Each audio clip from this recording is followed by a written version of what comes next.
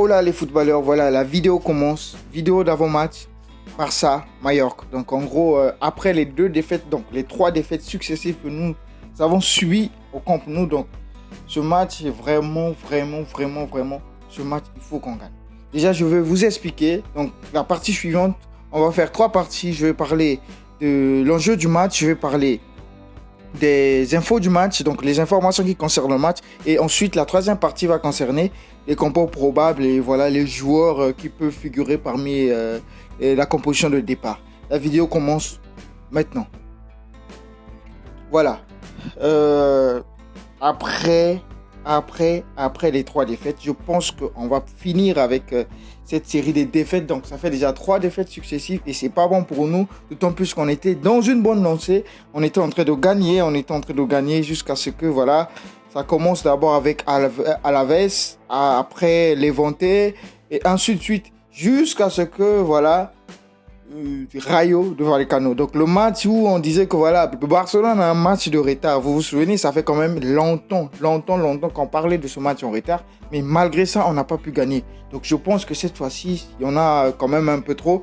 Donc on doit se réveiller pour pouvoir finir remonter cette saison. C'est vrai que c'est la moitié de saison de transition de Xavi. Mais il faut bien qu'on gagne quand même des matchs. On est Barcelone. Le Real Madrid a gagné hier. Voilà. Donc en gros, les enjeux du match, c'est premièrement, la plus importante de tous, c'est la deuxième place. Ça, en tout cas, il n'y a pas débat. C'est la deuxième place. D'autant plus que, si vous vous souvenez, hier, Atlético Madrid a été battu avec l'Atlético Bilbao 2-0. On savait toujours que voilà, ces équipes-là vont perdre des points. Et Séville aussi a été retenu. Donc, Séville a pris un point sur 3 avec l'équipe à laquelle il a joué. Donc en gros, Séville a perdu 2 points. Donc en gros, le Barcelone a l'occasion qu'il avait avec Rayo Vallecano, en gros, on l'a encore offert ça sur un plateau, de pouvoir creuser l'écart et consolider sa deuxième place. Si vous savez bien, la deuxième place, ça c'est la deuxième enjeu du match. La deuxième place nous garantit directement la place sur la Coupe d'Espagne. En gros, si on maintient notre forme, donc on maintient notre deuxième place, on est qualifié, on a beaucoup de matchs, donc on aurait la Ligue des Champions, ainsi de suite, et va s'ajouter la Coupe d'Espagne. Ça, c'est les deux enjeux du match. Et puis voilà, le troisième enjeu, ça c'est purement émotionnel, émotionnel, je veux dire, ouais, purement émotionnel, d'autant plus qu'on a fait 3 défaites d'affilée, on a fait 3 défaites et certains dans le Camp Nou. Là, on rejoue dans le Camp Nou. Donc, il faut vraiment qu'on se relève, qu'on puisse finir la saison en bonté. Et ce match tombe à pic parce que, voilà, c'est Mallorca qui est là. C'est vrai que je sous-estime pas parce qu'on a sous-estimé Rayo, ils nous ont fait tomber. On a sous-estimé, voilà, certaines équipes, ils nous ont fait tomber.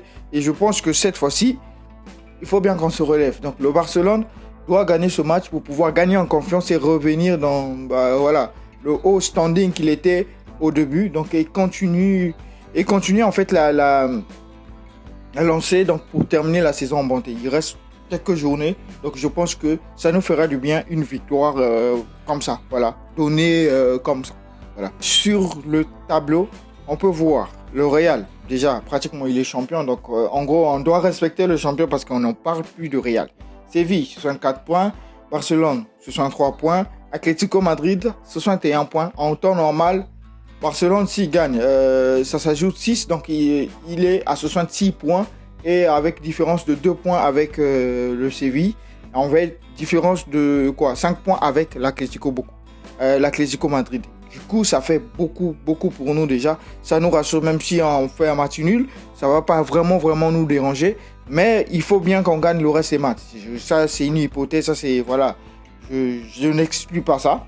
D'autant plus qu'on est incertain jusqu'alors. Tant qu'on ne gagne pas ce match, je ne pense pas qu'on va regagner notre relancée. Voilà. Ça, c'est les deux enjeux. Les infos du match. Déjà, pour Barcelone, on a pu récupérer Ansu Fati et Samuel Umtiti. C'est vrai que Samuel Umtiti ne fait pas partie des gens qui sont souvent titulaires, mais Samuel Umtiti revient dans le classement type. Et Ousmane Dembélé, un tout petit peu de mal de gorge. Je ne sais pas c'est quoi le rapport avec les pieds, mais en tout cas, il a mal à la gorge et il ne peut pas jouer. Donc en gros, on comprend ça comme ça, on digère ça comme ça. et il va rentrer. Il figure certes sur la liste des convoqués, mais le joueur a voulu juste forcer. Déjà moi, cette action-là me donne un peu la trouille, parce qu'on connaît Dembélé, il peut se taper toute une saison, il se blesse 2 fois, il finit la saison. Et c'est comme ça, donc je préfère ces 40 millions qu'il est en train de demander, qu'il réfléchit aussi à propos de son corps. Voilà, s'il va faire des exercices, tout ça là pour renforcer c'est pour renforcer son corps et pour qu'il évite les blessures inutiles. Parce que 40 millions, tu demandes, je suis pas sûr, 40 millions, tu vas faire un peu comme Gareth Bale, il gagne un gros salaire, il est là sur le banc, vous le mettez sur le banc et tout. Ainsi de suite, beaucoup de joueurs comme ça. Donc, en gros, Joan Laporta, je pense qu'il est très intelligent avec son équipe sportive. Ils vont pas prendre les décisions à la hâte pour lui donner les 40 millions. 20 millions encore, je pense pas, non. Le salaire le plus gros, ça doit être 20 millions au Barcelone. Et peut-être Lewandowski qui peut prendre ça. Lui, c'est amplement mérité. On sait que lui, c'est difficile pour lui de se blesser. Et puis, c'est quelqu'un qui marque beaucoup. Donc, il va mériter cela. Mais pas Ousmane Dembélé. Il peut rester dans les 15 millions ou soit 16, 17, 18. Bah, niveau là, en fait. En gros, bon, ok. On va revenir sur les infos. Donc, au niveau de Mallorca, il n'y a que des remplaçants en temps normal qui sont blessés. Ils sont blessés. Il n'y a que les remplaçants. Araujo est avec nous. Daniel Alves était avec nous. Il y a juste Sergio Dest, Oscar Mingueza et Oscar Mingueza, oui. Et Sergio Roberto avec Martin Braithwaite qui est en temps normal hors circuit. Donc les deux sont Mingueza et Martin Braithwaite. C'est les joueurs testés positifs au Covid-19. Donc du coup, ils sont pas déjà là et ils font pas partie. Ça c'est les infos du match. Les infos du match en gros, il y a le journal Cadena qui a dit que bon, Ansu Fati va pouvoir jouer entre 20 à 10 minutes. Donc on espère voir Ansu Fati peut-être à la partie des 80e minutes ou 70e minutes. Perso, je veux qu'on le brusque pas trop. On ne puisse pas le brusquer, on puisse aller mollo. Bon, pour la composition,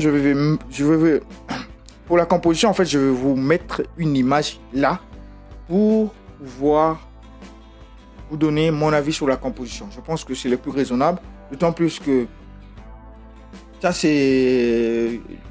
J'ai pris ça sur Tribuna. Donc en gros, c'est une proposition.